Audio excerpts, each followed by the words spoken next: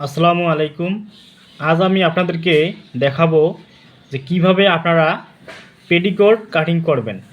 তো petticoat cutting করার জন্য আমি আপনাদের জন্য একটি চার্ট আকারে তৈরি করে রেখেছি। এই চার্টে আপনাদেরকে দেখাবো যে কত ইঞ্চি কোমর হলে কত দিয়ে ভাগ দিয়ে আপনারা এই পেটিকোট কাটিং করবেন। এই পেটিকোট কাটিং করার জন্য আপনাদের এখানে এক পাশে হবে 4 পার্ট আর এক পাশে হবে 2 পার্ট। এই 2 পার্ট এবং 4 পার্ট কীভাবে আপনারা ভাগ দিবেন, কোমর কততে নেবেন, এই বিস্তারিত জানাবো এই চার্টের মাধ্যমে। আপনারা আমার এই ভিডিওটি সম্পূর্ণ দেখবেন, তাহলে বুঝতে পারবেন যে পেটিকোট কাটিং করার জন্য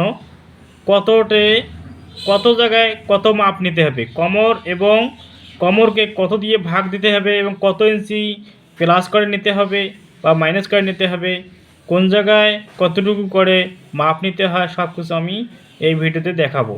তো ভিডিওটি দেখার জন্য সবাইকে অনেক রিকোয়েস্ট করতেছি। চলুন শুরু করা যাক।